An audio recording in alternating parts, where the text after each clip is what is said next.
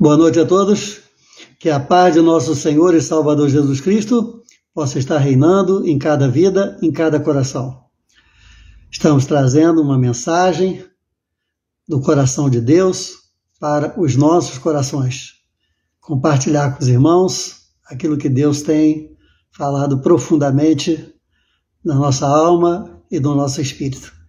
Então, essa noite queremos meditar no Salmo 34, no Salmo 31, falando a respeito das coisas que na Bíblia nós temos que fazer algo. Ou seja, tem coisas que na Bíblia, né, nós não precisamos fazer nada. Deus faz tudo. E tem outras coisas que Deus, ele reage. Então nós temos que ter a nossa ação para que Deus tenha a reação.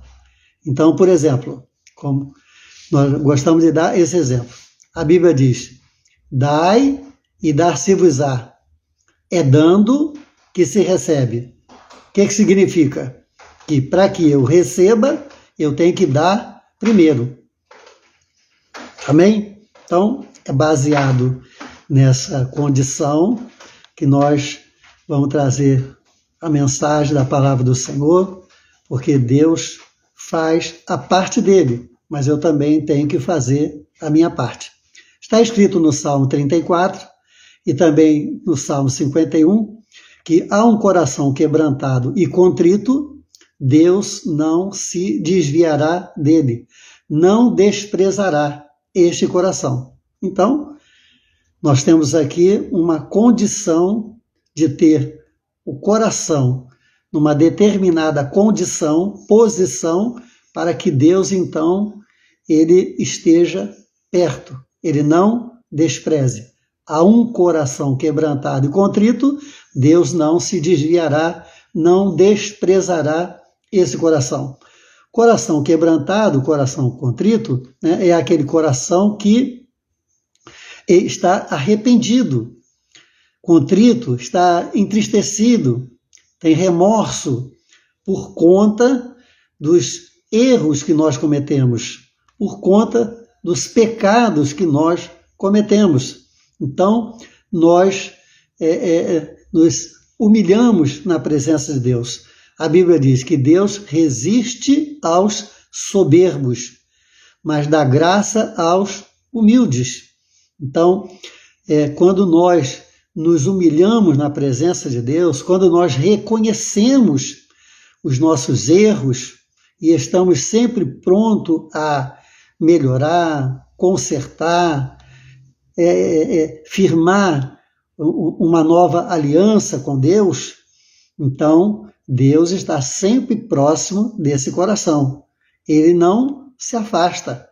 A Bíblia diz que os nossos pecados fazem separação entre nós e o Senhor. Então, se eu cometo um pecado, se eu cometo um erro, né, eu tenho que ter a humildade suficiente para que, então, eu me arrependa.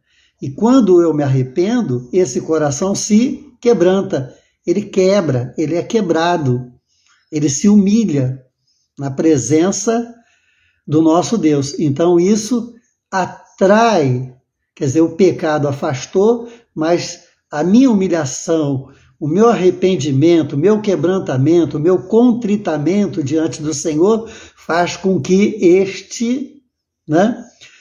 este coração novamente se aproxime de Deus, porque Deus se aproxima de todos aqueles que têm um coração quebrantado e contrito. Então, significa que se uma pessoa, né, ela entristece o coração de Deus, ela faz alguma coisa que não deveria e ela não se arrepende, né, então o que acontece? Deus se afasta dessa pessoa. Deus se afasta. Né? O pecado naturalmente traz o afastamento de Deus e não permite essa aproximação, não permite essa reaproximação. Amém?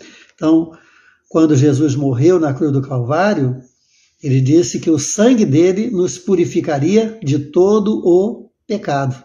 Então, a consciência do pecado é algo importantíssimo para a nossa vida, para que, através dessa consciência, nós possamos reconhecer os nossos erros e humildemente nos aproximar novamente de Deus, né?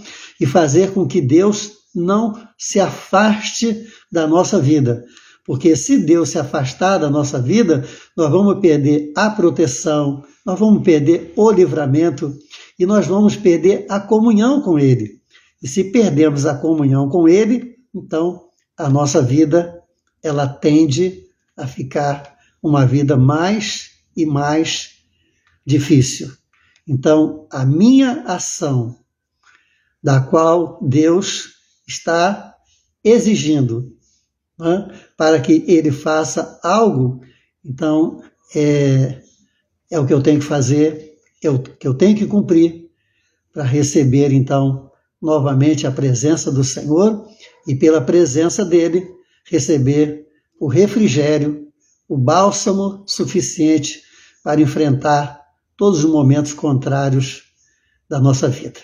Amém? Então fica com essa palavra, que Deus abençoe você, que nós possamos colocar não só a mão na consciência, mas também a mão no coração, né? Rever a nossa vida, colocar em vista a nossa vida, colocar a nossa vida no prumo, reaver, né, a nossa união com Cristo Jesus, manter a nossa unidade com Ele, para que, pela presença dEle, pela presença do Senhor, né, então, o nome dEle será glorificado e as ricas bênçãos do Senhor recairão sobre a minha e a sua vida. Amém?